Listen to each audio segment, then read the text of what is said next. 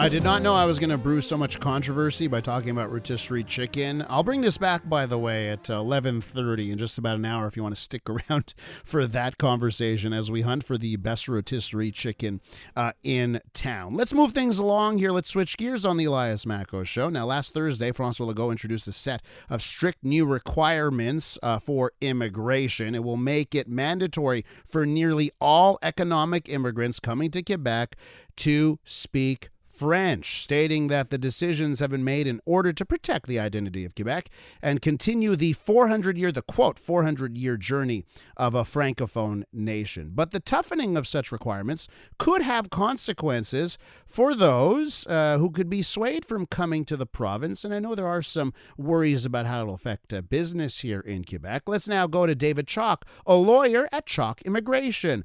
Mr. Chalk, welcome to the program. Thanks so much, although I'm a little sorry I didn't get on the rotisserie chicken, on a subject on which I have strong feelings. Well, do you have a favorite? We'll talk about immigration. Okay. Do you have a favorite? You could go ahead. I'll give you the time here. It's so important. Go Texas barbecue all day. Yeah, I know. That's it. That's it. It's right up there, right up with the best. Okay, so that contentious issue is out of the way.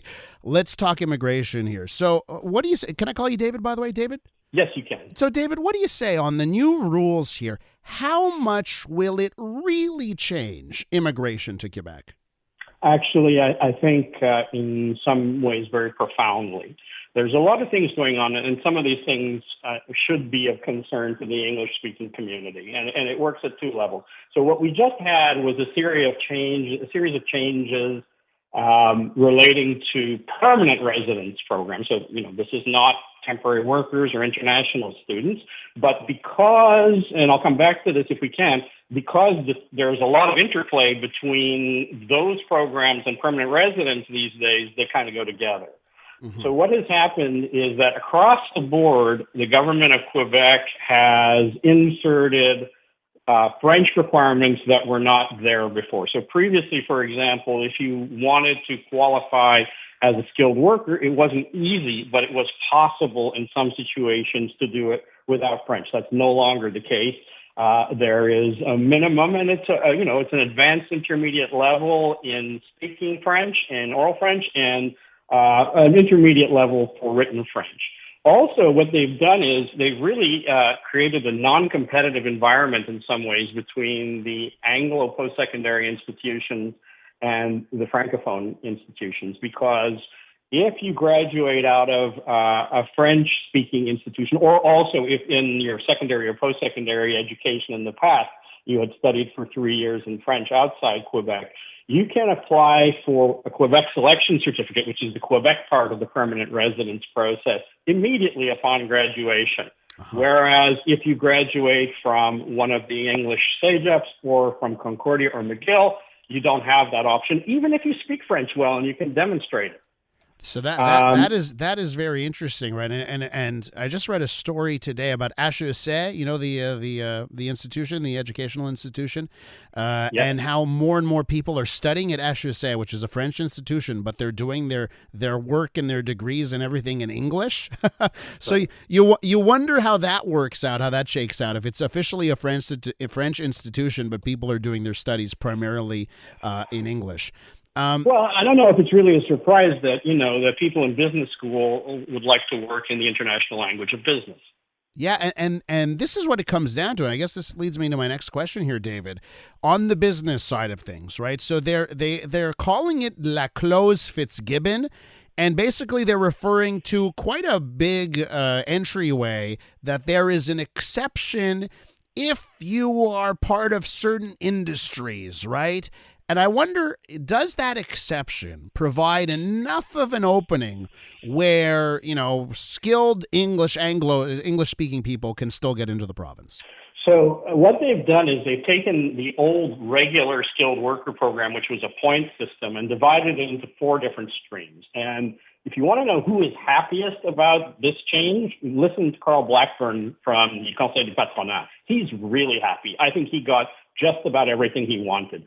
So what he got, particularly that he's happy about, is he got a lesser requirement in French, level 5, for some of the semi-skilled occupations, the less skilled occupations, so that your slaughterhouses and factory workers and things like that, they will have a viable pathway even without a particularly high level of French. That's sort of a low intermediate level, level 5. He's also happy because, the CEOs of companies there, if they can show that it's a key employee, that they have exceptional talents or something, those people are going to be able to get in one of the streams. And Minister Frechette, I heard her interviewed yesterday. She was very clear that that's going to be a very small number of people. Gotcha. So you believe Quebec fully intends on getting as close as possible to that 100% level? I think right now it's at 88%. You think they they want to get up as close as possible to the 100 at the end of the day? So here's kind of the joke. Mm-hmm. So it's 88% now, and if you look at the top 10 source countries in economic immigration, almost all of them are francophone. I mean, I think India squeezes in there, and maybe Iran. But they are a relatively small portion of the pie. So we're at 88% now out of a relatively small number, and the minister would like us, and the government would like us to get to 96% in a few years. So we're basically going to take out 2,000 non-francophones a year or something around that. We're with David Chalk, a lawyer at Chalk Immigration, having a really interesting discussion on the latest moves by the Quebec government when it comes to immigration. David, I want to, you just touched on it before, right? That level 5 knowledge, oral knowledge of French, mm-hmm. and how, Carl Blackburn in the Conseil du Patronat is pretty happy about this. What about that? The fact that, so that's a lowering, right, of the level of French required? Right. Do you view that as a good thing? I don't understand their French levels. I got to be honest with you. So if you've been educated in the province in French at the second post-secondary or secondary professional level, you don't have to demonstrate any. It's presumed that you have some level of fluency in French speaking, but you have to take a test to show level 5 in reading and writing, which seems to me to be awfully low for somebody who's got a post-secondary credential. Mm-hmm. Yeah. Seems to me you should be able to write with a fair degree of proficiency. But that's going to be a lot of business for the language testing centers, and a lot of grumpy francophones having to write standardized tests and pay for them. And you're going to have also you have level 5 written for the international graduates. But if you're qualifying on the basis of having worked in the province for 2 years in a skilled or semi-skilled profession, it's level 7 and only oral. We're not looking at written. I don't understand why we have different levels for different things. I kind of understand why for maybe the lower skilled positions, you might have a lower requirement, but still, I'm not sure. If the idea is to integrate these people into society as francophones, that seems like a soft to the business community more than a genuine attempt at keeping communities French speaking. Yeah, and David, listen, I love trying to find silver linings even in the darkest of clouds. And I know that has been such a complaint from people who are trying to come to Quebec and stay here, is that the written tests were crazy hard and they can speak French just fine. So when I view that, they've reduced some of those requirements and they're focusing on these oral levels and they're not that high, I wonder if that is a silver lining in all of this. I don't know. For me, actually, there's a couple silver linings, but that's not it. One silver lining is we have recently heard this government speak about immigration in complimentary terms for the first time, without any qualification, talking about it as a solution rather than a threat to the nation. Mm-hmm. So that's big.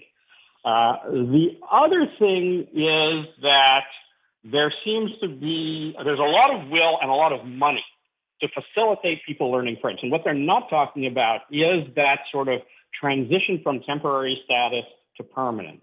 So one positive change this government introduced was they allowed people who are here with temporary status to have access to French classes. And that, that is a big thing. As it stands now, there's no requirement that the government imposes in a general sense, no minimum requirement of French knowledge when you come here as a temporary worker.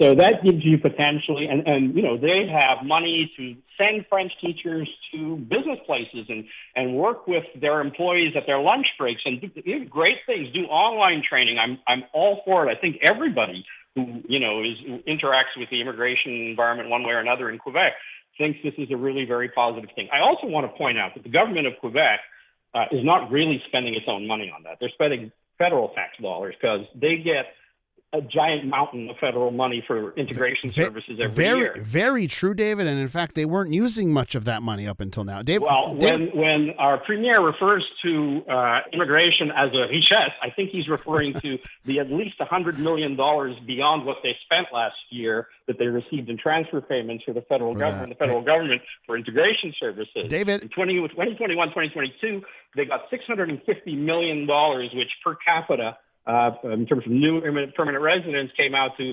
$13,500 more or less. David, for comparison, yeah. I have to leave it there. I'm running up against the clock here, but I want to thank you. I could talk to you all day about this. Please come back, okay? Be happy to do it. That's David Chalk. He's a lawyer at Chalk Immigration.